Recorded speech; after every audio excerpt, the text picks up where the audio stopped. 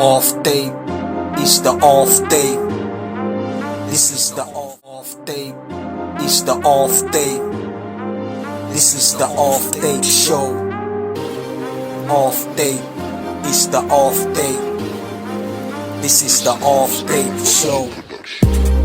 Off tape is the off tape. This is the off tape show. Off tape is the off tape. This is the off tape show.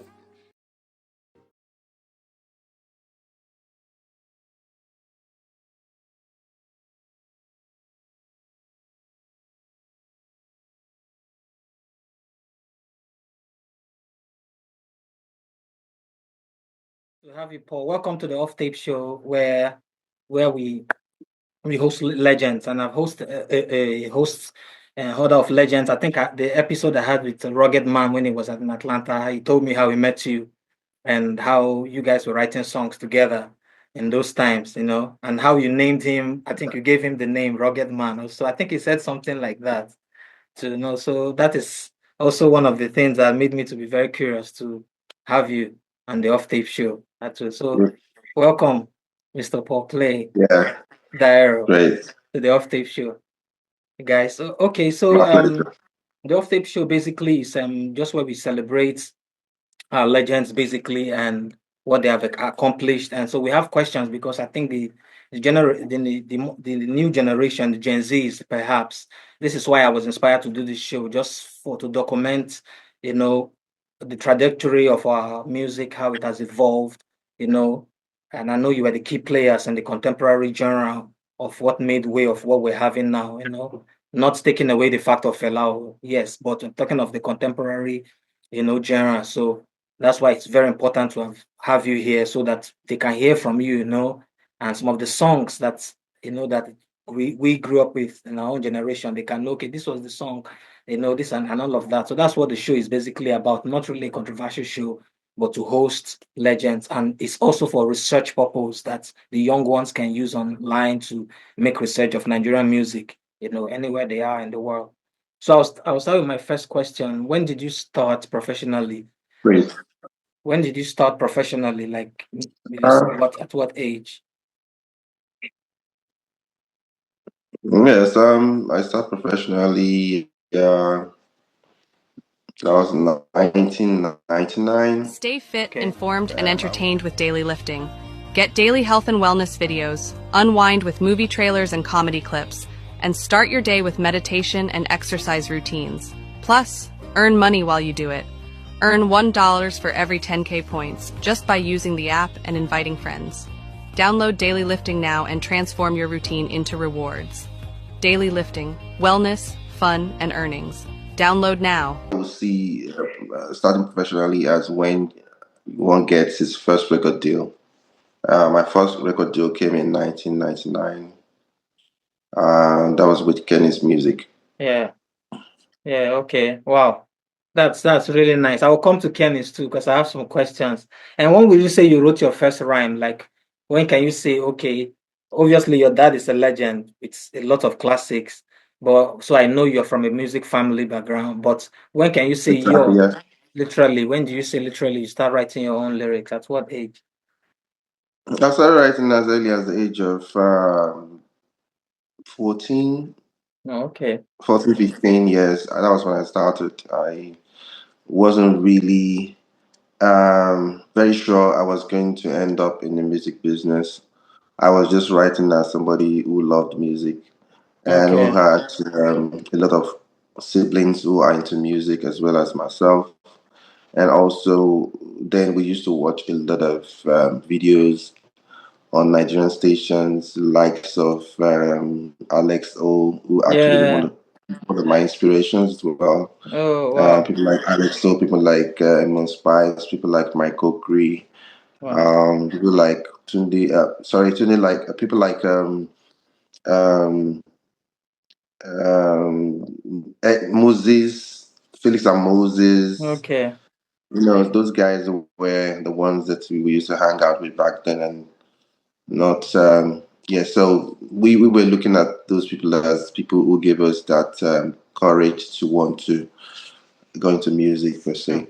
Okay. So my songwriting was, kind of sprouted from there. Okay. From junior high, perhaps. And also, Yeah. why did you choose R&B? Because I know your father was juju background and very Afrocentric. So why did you go the R&B route? Was it because of the influence of the hip hop at your time, or you just love R&B? Just like I said before, my siblings were music heads. They had so much love for music. So they were music Okay. enthusiasts, and they kept a lot of. Then it was the era of being able to purchase albums. You Yeah. have albums, you have cassettes, you have cartridges. So Do you know that Musific music streaming app has been paying out Indians for years now? It has already been reviewed by some of India's biggest YouTubers. You can see them for yourself. Musific pays both indie artists and users who stream free music daily on the app, with a new well-curated music collection from Hindi to hip-hop, R&B, soul, Afro beats and more, with a more organized interface and user experience. We will begin payment soon to our old and new users, so what are you waiting for? Run to the Play Store now and download the Musific app now, or click the link above this video to download it directly from the Play Store. Make sure you register and begin to earn daily. Download now. music was more personal. There's a kind of relationship you build as somebody who loves music compared to now when you have the relationship is not that strong than just for you to just go on social media and just stream the music and that's it. Mm, Back then, it was more, the relationship was deeper because you get to know the artist, then you get to see the lyrics at the back of the album. mm, Then you can be a member, a fan club, member of the fan club. You can get paraphernalia, you can get mm. Yeah. gifts and souvenirs from, from the record label, from the artist. You Mm, write email, you mm, write letters, not email, sorry.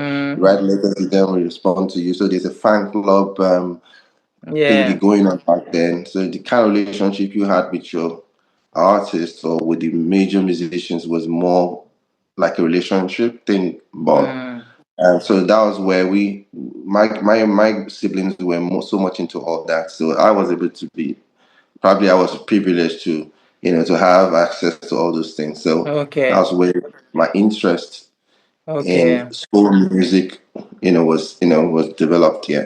Okay. So that was your pivotal moment, from transition to the R&B, which you did very well as well. So where did you hail from in That Nigeria? wasn't a transition.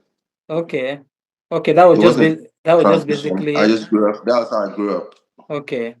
Okay. Okay. It's not that I wasn't a musician. My dad was a musician. My dad Oh, was the high life Juju musician. I yes. wasn't raised to be one. I was Oh, just a kid growing up. So I'm talking about influences as a young man, as a okay. young boy growing up Okay. in a family Okay. where music was the breadwinner, and most of my siblings were enthusiasts for different kinds of music, basically Mm, R&B, pop, mm, soul, rock okay. music, and the rest of them. We were Okay. just music lovers. Growing up like Okay. that actually influenced Okay, I you understand. know, Like I get my I get I get you now. Yes, there are big influences. I want to know, where do you hail from in Nigeria? I think a lot of people want to know. what? Where do you hail from? Like, where are you from in Nigeria? I'm from yeah, I'll always consider myself as a full Nigerian because if you want to say anything about any individual, you have to talk about their ancestry. You have to talk about who their parents was, who their great grandfather was, who their great grandmother was. That is the way I look at myself as a Nigerian. So I will not basically say that because if you look at history, my great grandfather didn't come from where I claim right now. They came Mm, from Ogun State.